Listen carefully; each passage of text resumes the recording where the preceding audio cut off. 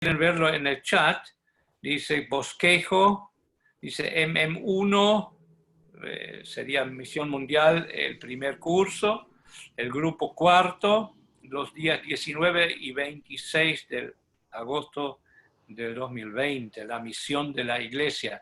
Este es nuestro tema, ¿no? Y la vez pasada, el miércoles pasado, hemos visto, les repito simplemente algunos puntos que ustedes no van a tal vez recordarse bien, pero al repetirlo, tal vez se acuerdan de alguna cosa. Hablamos, prácticamente estamos enfocando la visión misionera en el Nuevo Testamento, es la misión de la Iglesia. Y hemos visto la primera parte bajo el punto, la obediencia de Cristo sin éxito, o sin, y ahí pongo, sin show. Cristo no hizo ningún show, no bajó del pináculo del templo para presentarse como el gran rey, y en ningún momento permitió un show de su persona.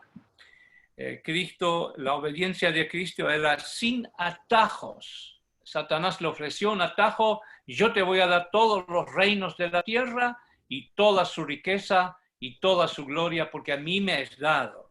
Cristo no aceptó el atajo. Y tampoco sin agradar ni siquiera a sus amigos, y menos, bueno, los que luego, cuando no les agradaba, se fueron sus enemigos, ¿no? Los dirigentes del pueblo judío y prácticamente los religiosos de su época y los fieles religiosos. Es muy barato si nosotros los llamamos los fariseos como una mala palabra. No, los fariseos eran los fieles creyentes, los que estaban totalmente comprometidos con la Biblia y daban toda su vida al estudio de la Biblia, mucho más que nosotros. Pero se hicieron enemigos de Cristo, muchos de ellos, porque Cristo no buscaba agradarles, cumplir sus expectativas. Ellos esperaron que cumpliera ciertas promesas y no los cumplió. No era el tiempo. Ni siquiera el Señor cumplió con las expectativas de sus mejores amigos, con sus discípulos. Acuérdense que hasta el último momento le pedían: ¿cuándo vas a levantar el reino a Israel? ¿Cómo quieres que prediquemos en todo el mundo tu misión y no cumples la promesa más importante para nosotros y para nuestro pueblo, de hacerte rey sobre Israel? Y Cristo dijo: no os toca, y listo, dio una cachetada. Pero luego los consoló: pero seréis mis testigos y recibiréis poder cuando haya venido el Espíritu Santo sobre vosotros. Y yo creo que ese primer punto del compromiso de Cristo con la voluntad de Dios sobre todo, sobre todas las otras expectativas. No podemos esperar de agradar a todo el mundo. Esto es, para mí, el peor fracaso de todos los pastores. Ha sido mi fracaso cuando he querido, cuando en el 2005 tuve no sé cómo se llama, es un quebranto, y nunca más pude recuperarme de toda la fuerza. Y veo que cada vez más pastores y misioneros tienen este problema. Están comprometidos de agradar a todo mundo. Usted no es llamado para agradar a todo mundo. Sí es importante que hagamos paz con todo mundo, todo lo que dependa de nosotros, pero nunca lo va a lograr. Cristo no lo logró. Pablo no lo logró. Así que la obediencia de Cristo sin éxito, bueno, obviamente desde la perspectiva divina tuvo 100% éxito. Amén. Cumplió la voluntad de Dios y fue la voluntad de ir a la cruz. Fue el primer punto que hemos visto. Luego, solo la muerte, segundo punto, lleva a la resurrección.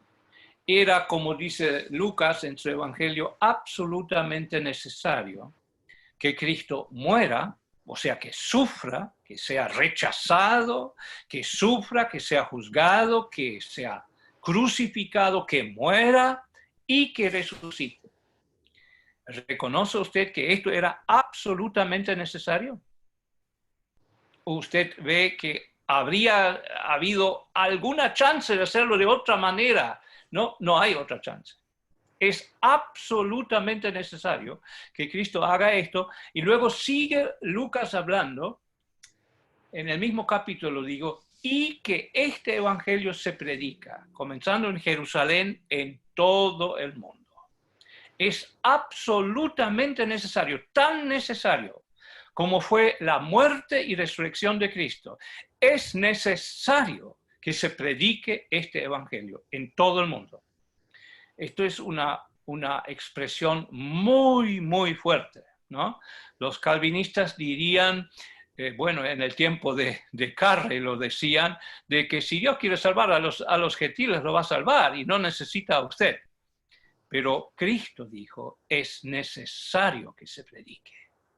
Y también Pablo dijo, si no son enviados, ¿cómo predicarán? ¿No? Bueno, eso ya sabemos. Por eso, misión creo que es para mí lo más urgente que este mundo conoce. No existe otra cosa más urgente y tan necesario como la muerte y resurrección de Cristo, es la predicación del Evangelio. Luego tenemos el tercer punto, los 40 días de misión. Cristo, después de resucitar, en todas las ocasiones, sea en el primer momento cuando aparece a sus discípulos, paz con vosotros. Así como el Padre me envió, os envío a ustedes, reciban el Espíritu Santo.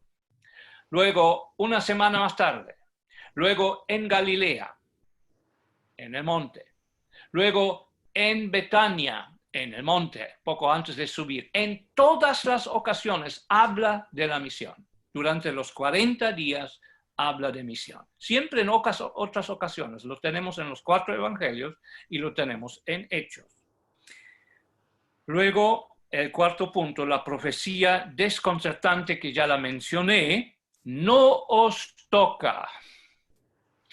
Ojalá que nosotros como creyentes podríamos aceptar también que hay ciertas cosas en nuestras vidas que tal vez todos esperamos de Cristo, que son también legítimas promesas. Él promete muchas cosas, pero muchas no se van a cumplir, porque no nos toca. Por alguna razón no lo entendemos, interpretamos mal la Escritura, no entendimos nada y somos decepcionados. Cuando Cristo te dice, no te toca, eso es feo. Fue tu expectativa, está en la palabra, vos lo necesitas. Y Cristo dice, no os toca. Tenemos que lidiar con nuestras desilusiones, con cosas que interpretamos mal, que hacemos mal. Pero una cosa nos toca, es hacer misión. Amén. Nos toca. No podemos vivir sin hacer misión. Así que seréis mis testigos. Y ahora vienen las llaves del reino de Dios. Sabemos que Cristo le dio la llave del reino de Dios, especialmente lo menciona a Pedro. ¿Se acuerdan? Mateos 16, yo te digo, tú eres Pedro, y te doy la llave del reino de Dios. Y sabemos que fue Pedro la persona dominante en la primera parte de Hechos. Fue Pedro quien abrió por medio de su predicación la puerta que los primeros 3,000 judíos se entraron al reino de Dios en Pentecostés. Luego fue, creo que en Hechos 10, donde también fue elegido Pedro para predicar al primer grupo de gentiles. Y Dios abrió la puerta por su predicación, bajó el Espíritu Santo, dio confirmaciones tremendas y entraron capaz los primeros 50 o 100 o no sé cuántos gentiles que estaban presentes. Así que se abrieron las puertas a los judíos y a los gentiles. Pero Cristo menciona en Hechos 1:8 4 puntos geográficos que no son del todo lógicos. ¿Qué esperaría usted si Cristo daría una profecía sobre la expansión del Evangelio? Claro, seréis mis testigos en Jerusalén. Lógico. Comenzamos donde estamos. Y en toda Judea. Claro, es el país. Es la provincia alrededor de Jerusalén. Y luego, y Samaria. Por favor, Samaria. Pero no son más que, qué sé yo, 5.000, 10.000 personas. Personas totalmente desagradables y no aceptables para un judío. Los filisteos ya eran para los judíos una peste, pero los samaritanos eran un cáncer. Nos acordamos que los samaritanos eran una raza mezcla que tenían una Biblia incompleta. Los primeros 5 libros de Moisés no aceptaban los profetas, no aceptaban el desarrollo del pueblo de Israel después de la separación, porque ellos fueron implantados en el reino norte y las 10 tribus fueron extirpados y nunca más volvieron. Para un judío, un samaritano era en sí una ofensa, en sí un cáncer, así como para cualquier mujer que siente en su pecho un cáncer, no lo va a abrazar, no va a decir, qué lindo que tengo cáncer en el pecho. No, es un susto, es una cosa que le rechaza. Los judíos habían perdido 10 tribus y en vez de eso Dios les puso este cáncer.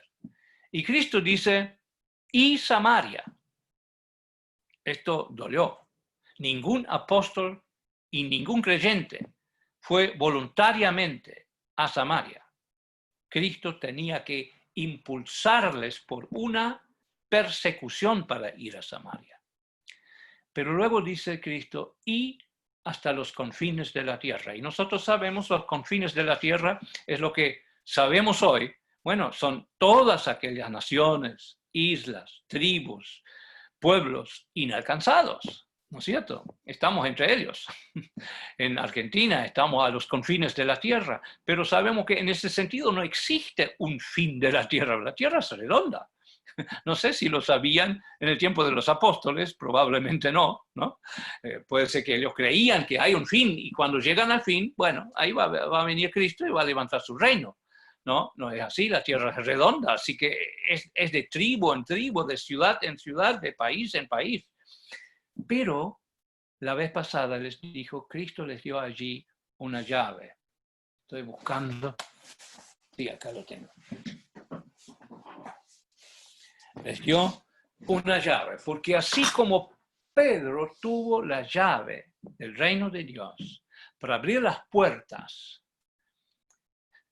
para judíos y para gentiles, vemos en la segunda parte de Hechos que Dios usó no solamente a los 12 apóstoles, de los cuales Pedro es el más importante, el representante de los 12, sino que comienza a usar, y acá voy a usar un versículo que quisiera tomarlo como lema de esa clase, está en Hechos capítulo 9, versículo 15.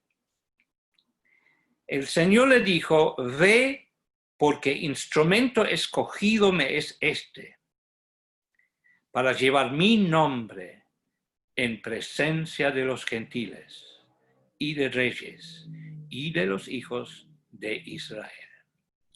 Esta expresión, este me es instrumento escogido. Esto me llena de mucha gratitud. Tengo esa esperanza, hermanos, que no solamente en aquella época Dios tenía instrumentos escogidos, sino los tiene hoy también, amén. Y ojalá que usted y yo podemos tener contacto con esos instrumentos escogidos. Tal vez hay alguien entre nosotros, o en cierta manera todos somos escogidos, ¿no es cierto? Para la salvación es una elección, Dios elige. Pero acá no habla de la salvación, habla de instrumentos, que serían instrumento musical o que sería un arma también, o una herramienta, ¿no? Un arma o una herramienta. Que Dios tenga en tu vida algo que Él pueda usar para que otros entren al reino de Dios. Amén. Y seguramente tu testimonio, tu ser testigo de Él, es clave en eso. Y no fue solo Pedro que abría las puertas, sino ahora vemos en la segunda parte de Hechos que Dios comienza a usar, por ejemplo, el apóstol Pablo.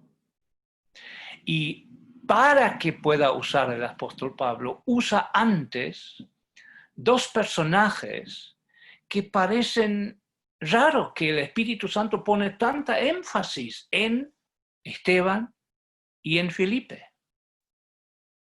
¿No le hubiera gustado que yo por lo menos siempre me preguntaba, pero ¿por qué tenemos tan poca prédica de Pedro? Si Pedro era el hombre de la primera época y yo quisiera por lo menos unos 10 mensajes. Pero acá viene un mensaje de Esteban. Y justamente es la predicación más larga yo creo que de todo el Nuevo Testamento. Es la prédica más larga de Hechos. Y es un diácono. ¿Qué me interesa tanto la prédica de un diácono? Pero después comencé a entender, hermanos, sin Esteban no existía un Filipo. Sin Esteban y Filipo no existía un apóstol Pablo. Y sin el apóstol Pablo, que trabajó más que todos los otros misioneros y apóstoles, el evangelio no hubiera salido ni de Judea. Dios usa elementos, herramientas escogidas para llevar su gloria más adelante, como dice el salmista. ¿Quién me llevará a Moab? ¿Quién me llevará a...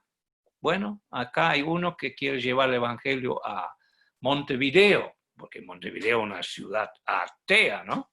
¿O quién quiere llevar el evangelio a Meca? Yo, Señor, quiero ir a Meca y quiero predicar sobre el Kaaba, le dijo al Señor. Bueno, ojalá. Hasta ahora no se cumplió, pero Dios puede hacerlo. Bueno, herramientas escogidas. Yo quiero que miremos a Esteban como herramienta escogida. Y acá tengo lo que la vez pasada no lo tenía presente, les quiero mostrar. ¿Qué es eso? ¿Lo conocen? Acá se pone una nuez. En alemán se llama Nussknacker. Knacker significa knack, rompe. Nuss es nuez. Sería rompedor de nuez. ¿Está bien? Yo le llamo a Esteban Nussknacker. Rompió la nuez. Porque hasta Esteban, el evangelio estaba dentro de una cáscara judía, guardadito en el templo judío. Y celosamente lo cuidaban los levitas y los sacerdotes, y había un muro, acá me pasa, ni un gentil, y nadie jamás puede entrar en el templo y está totalmente prohibido. Es como la nuez, es uno de los alimentos más preciosos que hay, y Dios le ha dado una cáscara muy dura para que esa nuez incluso puede guardarse años. Se encontró nueces o ciertas semillas y dátiles, no me acuerdo de qué otros, que se encontró en Mesada, en esa fortaleza judía, que más que 2000 años estuvieron guardados, y las nueces se podía plantar y traían todavía fruto, porque es un clima muy seco, no se rompieron, no se pudrieron. Entonces la cáscara de la nuez guarda la nuez, si no se podriría enseguida. Entonces el templo y la cultura judía han guardado el Evangelio durante mucho tiempo. Pero Esteban predica, no se necesita más el templo. Dios se va a mover en todo el mundo sin templo, sin cultura judía. Dios no necesita un templo. Por eso le apedrearon. Los judíos gritaron y no aguantaron esa verdad. Y a partir de Esteban hubo una gran persecución. Y Esteban y Filipe y muchos otros, todos los creyentes no hebraicos, los creyentes griegos, o sea, fueron judíos, pero vinieron de la diáspora, tenían una mentalidad más liberal, más abierta. No hablaban solamente hebreo y arameo, sino hablaban sobre todo griego. Por eso se les llama los griegos. No eran griegos, eran judíos griegos que venían de una cultura ya más abierta. Todos ellos fueron dispersos. Y la historia de Filipe es una historia de uno de estos que fue llevado ¿a dónde? Y a Samaria. Y ojo que justo Cristo había mencionado Samaria, los más odiados, el cáncer en el cuerpo judío, la peor humillación. Y él va a Samaria. Y los samaritanos odian el templo judío, porque ellos tienen su propio templo, en Gerazim.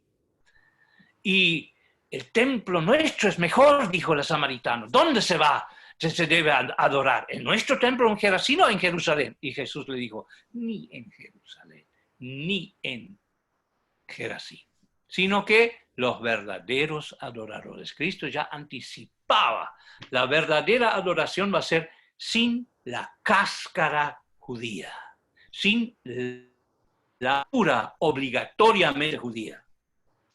Así que se va a Filipe con esa nuez sin cáscara y predica en Samaria un evangelio sin llamarlos a hacerse judíos, sin decirles, vuestro templo está mal, vuestras canciones son muy mundanas, vuestra ropa es muy mundana, ustedes son un pueblo asqueroso mezclado, tienen una Biblia falsa, todo lo que ustedes hacen está mal.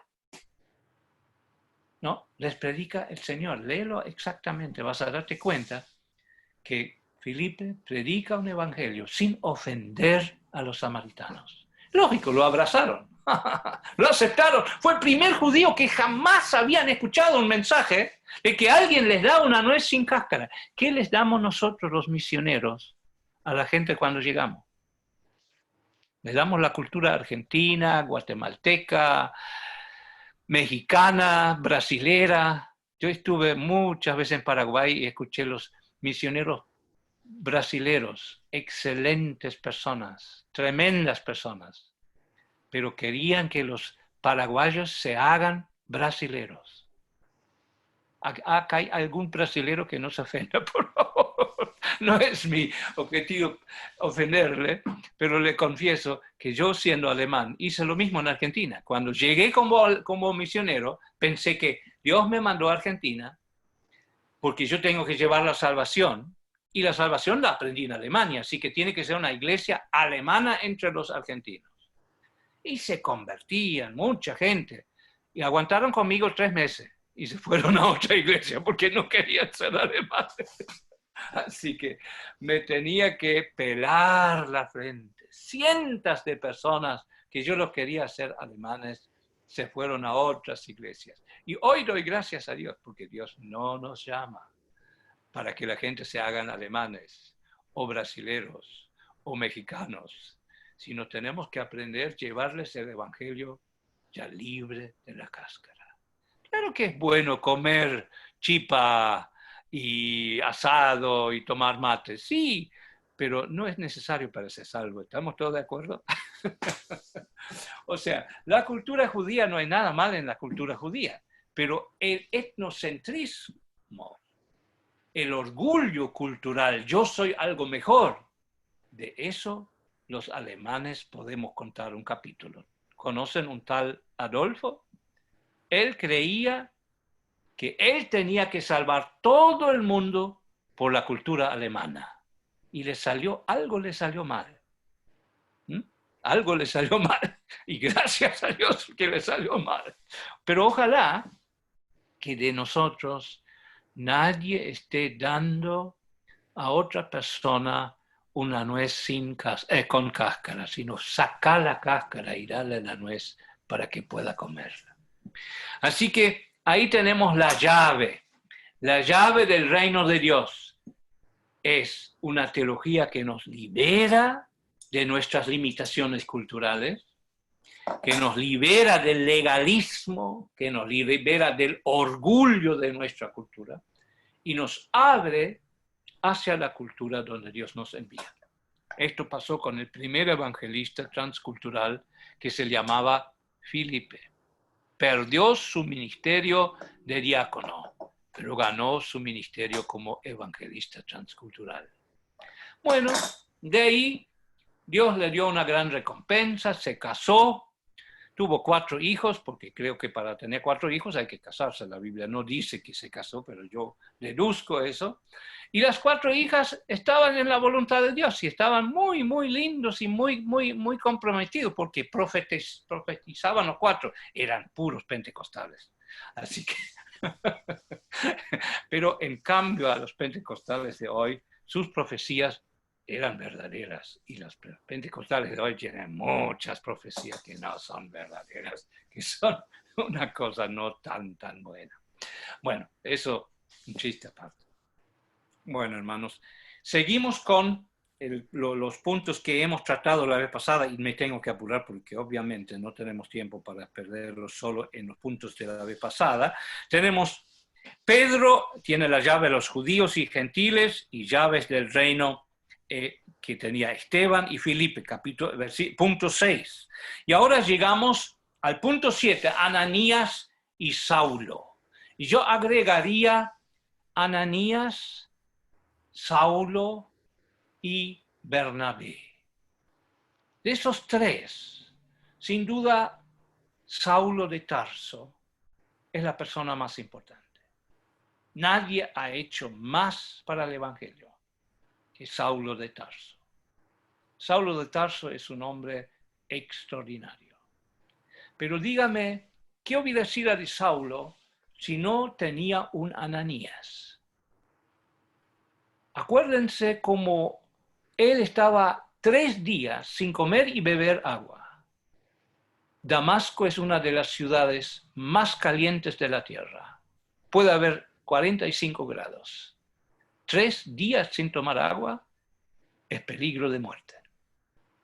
Pablo estaba a punto de perder su vida. Si Ananías dilataba más tiempo, 1 día más, 2 días más, Saulo de Tarso hubiera muerto de deshidratación. Bueno, un pensamiento. Pero de toda manera, Ananías, este hombre, para mí, tiene una llave muy especial. No es esta llave, no, esa es otra. No sé cómo llamarle. Él llega y golpea la puerta del peor terrorista de su época, Saulo de Tarso. Todo el mundo le tiene miedo. Todo el mundo sabe que este hombre ha matado más cristianos que cualquier otro. Este hombre tiene autoridad del sumo sacerdote.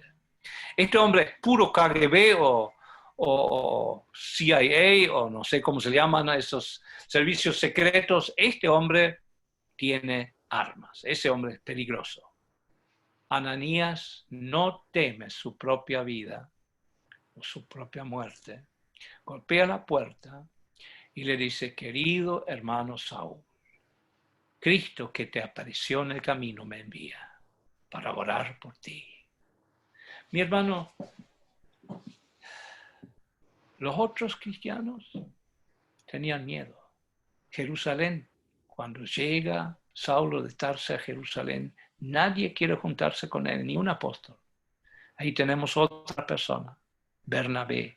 Por eso digo, cuán importante son los Ananías y los Bernabé, que ven el ministerio de otra persona, que apoyan el ministerio de otra persona, que no buscan solamente realizar su propio yo. ¿a qué me llamó Dios a mí? Yo, Ananías, voy a ser seguramente un gran misionero, pero Ananías, vos nunca más vas a aparecer en toda la historia. Lo único importante que hiciste, que encontraste la puerta de Saulo de Tarso y oraste con él, cuando nadie quería juntarse con él. Por esto es mi deseo, que usted, hermano, no busque tanto su propio ministerio. Apoye el ministerio de otro. Apóyelo. Usted no sabe si tal vez está apoyando una gran herramienta de Dios. Bueno, gracias a Dios cuando buscamos, sí, hacer la voluntad de Dios en nuestra propia vida, cada uno de nosotros. Si no, no estaríamos acá en ese seminario. Buscamos hacer la voluntad de Dios. Pero una cosa es que Dios nos use para promover, para ver el llamado de otro. Dios le reveló a Ananías, este Saulo de Tarso, que tienes miedo de tocarlo, tienes miedo de visitarlo, que tal vez nadie en Jerusalén lo va a recibir en su casa. Este Saulo de Tarso es la herramienta más escogida de su generación. Qué tremendo, ¿eh? Que Dios nos dé algunos Saulos de Tarso. Estoy orando. Bueno, ya está muerto Osama Bin Laden. ¿Cómo se llamaba el otro dirigente de la ISIS? También lo mataron. Estemos orando por los grandes terroristas, hermanos. Entre ellos puede haber algunos grandes misioneros. ¿Qué les parece? Usted iría y les abrazaría y diría, querido hermano, bueno, solamente si Dios te manda, si no, no te recomiendo tampoco, porque es peligroso, ¿verdad?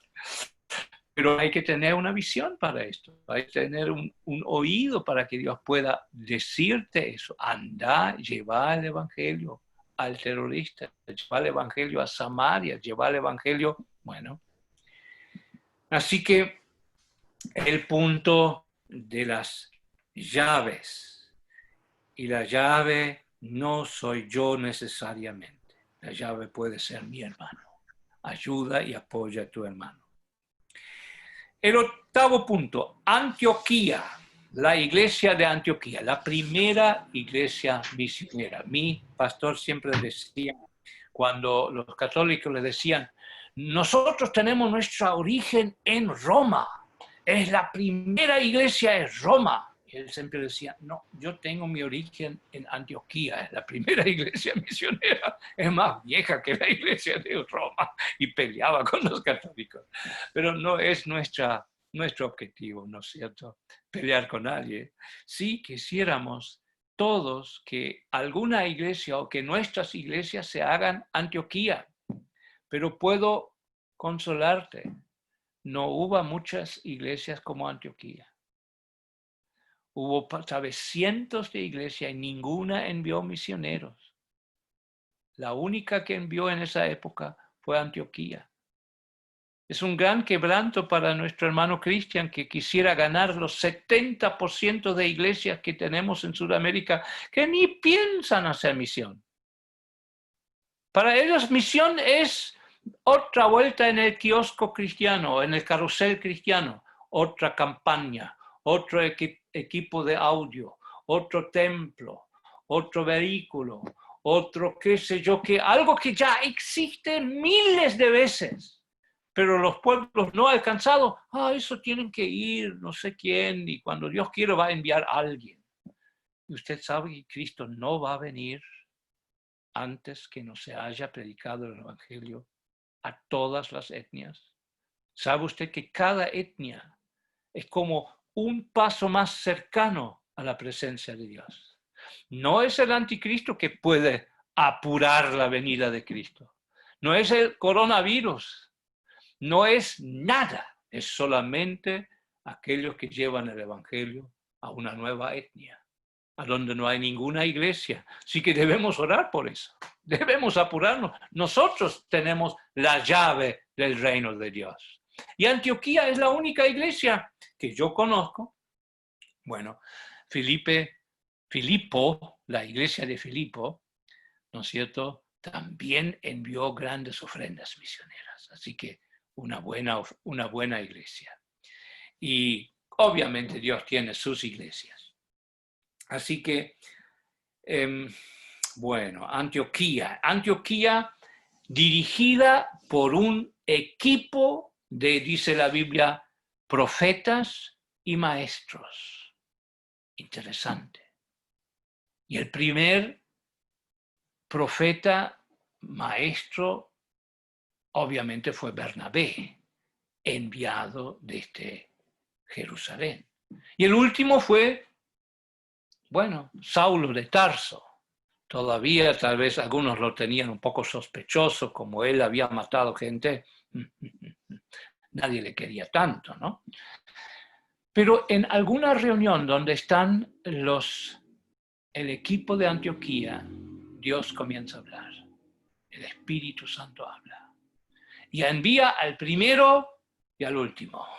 Al gran Bernabé, el hombre, hijo del consuelo.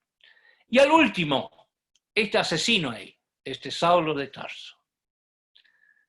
Gran momento, hermoso momento. En realidad mandaron sus mejores hombres, ¿no? Y yo creo que siempre deberíamos en las iglesias tener un corazón de enviar, no el último tiro al aire, que en la iglesia local no sirvió para nada, pero vamos a mandarle a las misiones a ver si allá sirve, ¿viste? Lo que no sirve en la iglesia, yo creo que difícilmente va a servir en la misión. Y creo que la iglesia está para aprender a discipular, aprender a evangelizar, aprender a hacer algunas tareas, y sin duda Bernabé y Saulo eran muy útiles en Antioquía. Bueno, interesante que también había un Simón Níger, ¿no? Este hombre que había llevado la cruz de Cristo, usted lo reconoce, ¿no? Hijos de él eran dirigentes después en Roma. Pablo escribe a la iglesia de Roma que allá había dirigentes, dos que no me acuerdo del nombre, que eran hijos de Simón de Cirene. Así que Dios tiene una iglesia Antioquía. Y luego tenemos el noveno punto, viajes apostólicos y cartas apostólicas. Ahora vienen obviamente las cartas del apóstol Pablo y los viajes del apóstol Pablo. Y hermanos, esto es algo tan hermoso y tan santo para nosotros los que estamos aprendiendo sobre misión, que nos entusiasma, ¿o no? Este Pablo, este pequeño grandote, este hombre que trabajó más que todos, este hombre que en 3 viajes fundó más iglesias que todos los otros apóstoles juntos. Este hombre que se fue de provincia en provincia, en provincia, en provincia, hasta que no tuvo más lugar donde predicar el evangelio, porque en cada provincia había plantado en todas las capitales iglesias. Y soñó de ir hasta España, y soñó de ir más allá para cumplir con la gran comisión. Quiero parar un momento. ¿Qué significa cartas apostólicas? Yo creo que si vemos las cartas apostólicas en el orden como está en el Nuevo Testamento, Romanos, Corintios, ¿cómo es? ¿No? Romanos 1, 2 Corintios, Gálatas, Efesios. Cartas apostólicas. Yo creo que todo evangélico va a reconocer esto es dinamita pura. Esto es la doctrina de los apóstoles. Palabra mayor, palabra tremenda. Pero ¿qué en realidad es? Son los esfuerzos de un misionero de atender las iglesias que salieron en su ministerio, en sus necesidades. Bueno, en Roma él nunca había estado. Él envía una carta a los romanos porque se siente responsable, porque él es el único apóstol que reconoce su tarea hacia los gentiles. Los otros apóstoles todos se sienten llamados solo a los judíos. Qué tristeza, ¿eh? Qué tristeza. Si Cristo les dijo claramente, id a todo el mundo, id y predicad el evangelio. Pero hasta esa época todos le daban la mano a Pablo y le decían, bueno, tú te vas a los gentiles, nosotros a los judíos. ¿Y qué esperamos hoy en día de la iglesia? Que vaya teniendo visión misionera hacia los no alcanzados. Usted está en un movimiento o en una iglesia donde no hay visión misionera. Bueno, está en buena compañía, porque está en la misma compañía del Nuevo Testamento. Los de Jerusalén no tenían visión de llevar el evangelio hacia los confines de la tierra. Dios tenía que elegirse una herramienta elegida. Esa es la realidad. Y esta herramienta elegida Dios usó para escribir la mayor parte del Nuevo Testamento. La doctrina de los apóstoles, las cartas paulinas, son la mayor parte del Nuevo Testamento. Es interesante. Y todo el mundo lo reconoce. Ahí está la sana doctrina. Ahí está la última parte resumida de lo que enseñaron los apóstoles. Cómo fundaron las iglesias, cómo enseñaron a las iglesias. Pero en realidad, también esas cartas apostólicas son simplemente cartas a iglesias en crecimiento, a iglesias con problemas porque son recién fundadas. Si pensamos Gálatas un avivamiento y ahora vienen los judaizantes, los queridos hermanitos fariseos, y les dicen, ustedes todos tienen que circuncidarse, tienen que guardar el sábado y tienen que guardar toda la ley de Moisés y eventualmente después, si todo esto lo guardan bien, van a ser salvos por Cristo. Y Pablo escucha eso y se siente y comienza una carta que es puro dinamita.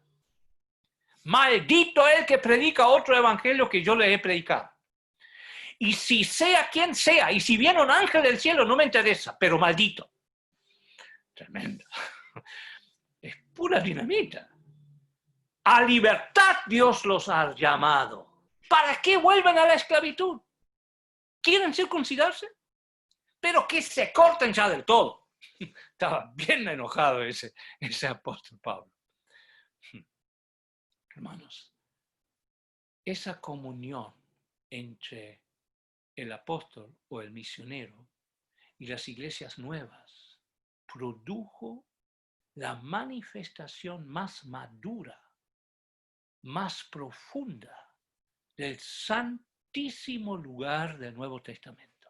Yo diría, el Antiguo Testamento es santo, santo, santo, sin duda. Pero creo que todos coincidimos. Si no tendríamos el Nuevo Testamento, nadie entendería el Viejo Testamento, ¿es verdad? Cada uno se sacaría sus conclusiones judías. Seríamos todos circuncidados y todos judíos, ¿no?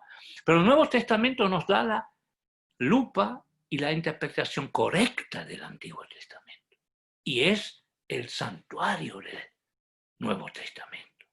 Es el lugar que Cristo está preparando, porque Cristo está edificando la iglesia como templo del Nuevo Testamento. Y el lugar santísimo es la doctrina de los apóstoles, sin duda. Pero la doctrina de los apóstoles no es una cosa que ahí fue generado en un lugar santísimo allá en Jerusalén, bajo la Shekinah, como tal vez yo me lo imaginaba. No. La doctrina de los apóstoles fue generado por un misionero que está viajando y viajando y viajando de un lugar a otro y escucha que en Gálatas están entrando los judaizantes y quieren circuncidar toda la iglesia de los Gálatas. Y se siente y escribe una carta, por favor, maldito el que vuelve a la ley. Cristo os ha librado de la ley. Lo mismo con los corintios. Los corintios tienen un montón de enfermedades espirituales. Pablo se dedica a combatir las desuniones entre ellos. Uno quería ser de Apolos, otro de Esquefas, otro de Pablo, y se dedica a las enfermedades de iglesias misioneras que son fundadas por misioneros para arreglar esas iglesias. Hoy damos gracias a Dios que tenemos una carta a los Corintios. Dicho sea de paso, acá entre nosotros, alguien estaba representando un ministerio maravilloso entre prostitutas. Y quería decirles, Corintio era el lugar de 1000 prostitutas, pagadas por la municipalidad. También era una ciudad con 2 puertos, uno hacia el oriente, uno hacia occidente. Entre los 2 puertos había una ruta y todos los bienes de todo el mundo del occidente fueron llevados a oriente, de oriente a occidente. La ciudad creció dentro de 70 años, fue la ciudad más rica del mundo. Y había constantemente miles de marineros. Y marineros son hombres sin mujer. Entonces la municipalidad pagaba 100 prostitutas, las chicas más lindas, para los marineros. Entonces Corinto era el lugar más asqueroso del mundo entero. Prostitutas por todos lados. Riqueza, plata para tirar arriba. Marineros borrachos por todos lados. Y filósofos que vendían su filosofía. Y Pablo le dice, no, Pablo. Pablo era un judío, un fariseo, casi no aguantaba ese ambiente impuro, ese ambiente de prostitutas. Y Dios le dice, quédate acá, tengo un gran pueblo acá. Y quiero decir esto a las hermanas que tienen el ministerio hacia las prostitutas. Tengo un gran pueblo acá. Amén. Dios ama a todos los pecadores igual. No es que ama a las prostitutas más que a los otros, pero a los que son rechazados, a los que son tratados como un asco, a esto Él ama un poco más que a aquellos que se creen, yo soy mejor, yo no soy prostituta, yo soy limpito. No, vos no sabés cuán asqueroso es tu orgullo. El orgullo es 10 veces peor que es la prostitución. Y el orgullo religioso es el peor orgullo que hay. Si alguien se cree bastante santo, no entiende nada de santidad. Bueno, es mi opinión. Así que vamos a seguir un punto más, porque el tiempo se nos va. Cristian, ¿cuánto tiempo me queda? ¿Un poquito más? Voy a seguir un poco más. Gálatas y Romanos. Gálatas y Romanos, las 2 grandes cartas de la libertad, lo llamo a Pablo, es el Moisés del Nuevo Testamento. ¿Por qué? Y bueno, pues fue bajado desde Damasco en un canasto. Se salvó en un canasto. ¿Será que no tiene eso un simbolismo? Bueno, es el humor de Dios.